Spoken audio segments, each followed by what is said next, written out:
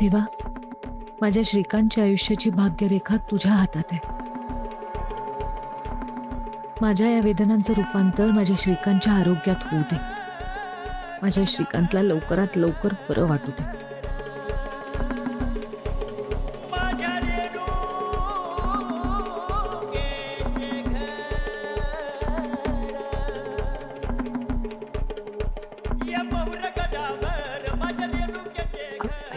सावकाश आहे राहिला, किती त्रास होतोय दादा। आपण काहीतरी केलं पाहिजे ना। नाही काय करू शकत। अरे हे सगळं कसं सहन करत असेल रे? बाबांवरच्या प्रेमास गुरुजींनी सांगितलं आपण तिला अजिबात नाही मदत करू शकत। आणि मला असं वाटतं की तिला जर मदत केली ना तर उगाच व्रतामध्ये बाधा नको। आपण फक्त तिच्या सोबत थांबू शकतो। तिला एकटं नाही वाटलं पाहिजे। मला विश्वास आहे आई हे व्रत नक्की पूर्ण करेल।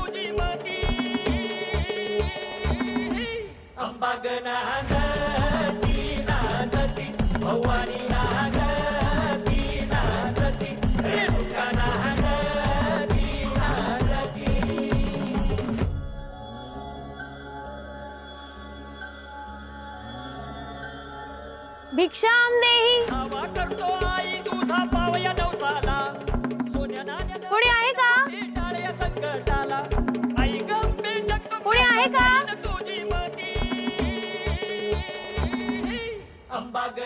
भिक्षाम देही ताई,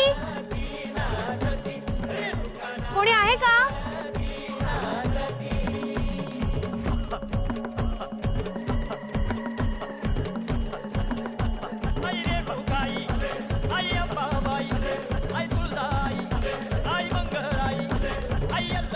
भिक्षाम देही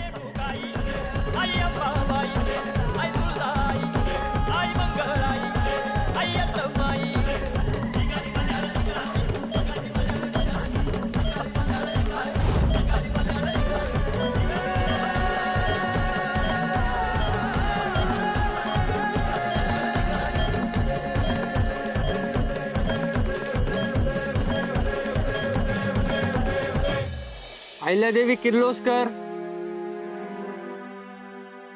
मनीष गुप्ता। ओके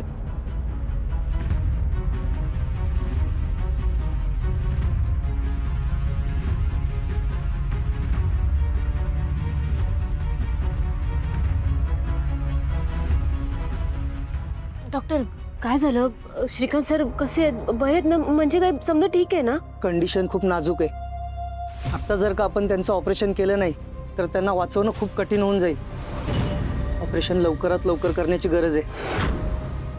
हे बघा, ऑपरेशन करण्याआधी कन्सेंट फॉर्म भरणं खूप महत्त्वाचं आहे। त्यासाठी त्यांच्या नातेवाईकांना बोलवावं लागेल। अहिल्यादेवी कुठे आहेत? त्यांना लवकर बोलवून घ्या। ती सही झाल्याशिवाय आपण पुढे काहीच करू शकत नाही। तो कन्सेंट फॉर्म खूप महत्त्वाचा आहे।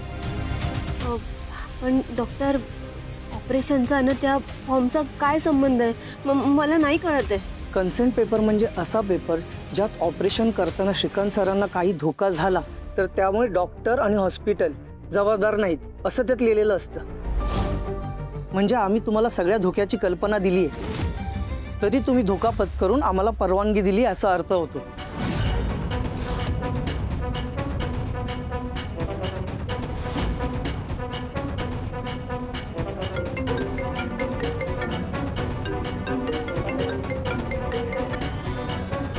हॅलो हॅलो, बोल पारू।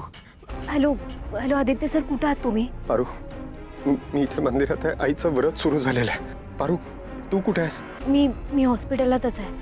आदित्य सर, श्रीकांत सरांची तब्येत लई खराब होत चालली आहे। डॉक्टरांनी इमर्जन्सीमध्ये ऑपरेशन करायला सांगितलंय। मग त्यांना ऑपरेशन सुरू करायला सांगा ना। हो, डॉक्टर म्हणले की आता नाही करू शकत। का बाबांचे रिपोर्ट्स नॉर्मल आहेत ना? ते रिपोर्टबद्दल काय बोलले नाही आहेत, पण त्यांनी कुठल्या तरी कागदावर सही करायला सांगितली आहे। ती सही झाल्याशिवाय सुरुवात करता येणार नाही असं म्हणले आहेत। मग तू नाही का सही करू शकत? कुठला फॉर्म आहे?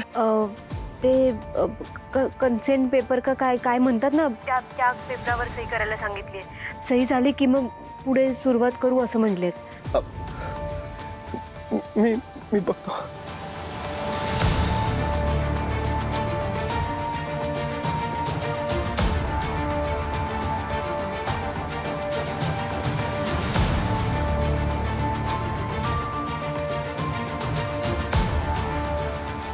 प्रीतम, प्रीतम, काय झालं? आई आई आई, आपल्याला हॉस्पिटलला जावं लागेल अर्जंट.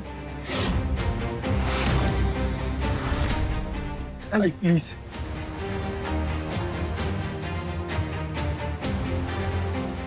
अहिल्या देवी, हे काय करताय तुम्ही?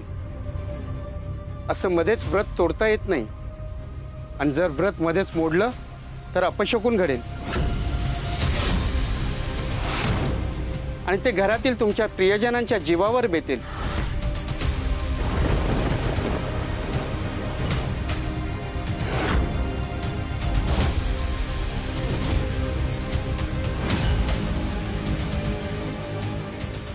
आई,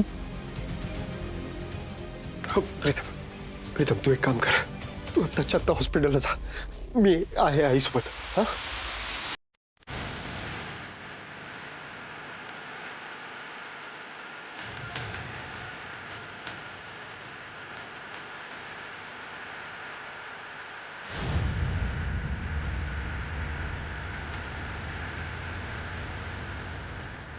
दिशा मॅडम, बरं झालं तुम्ही आलात.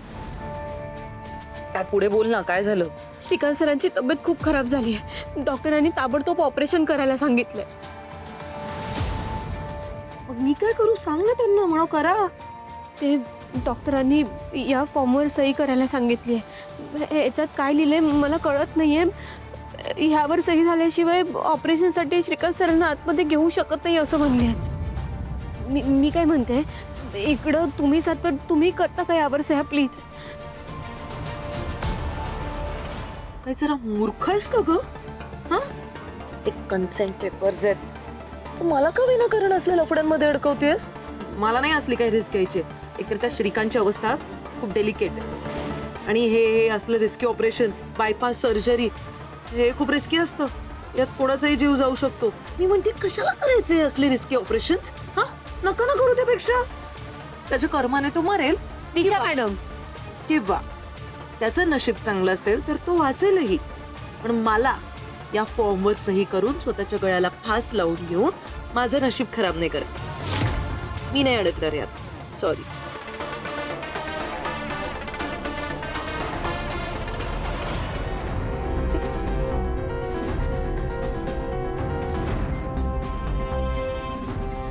मॅम, हे पेपरसह सही झाली आहे का? झाली असेल तर ती लवकरात लवकर सबमिट करा. नाही अजून. मला थोडा वेळ देता का प्लीज?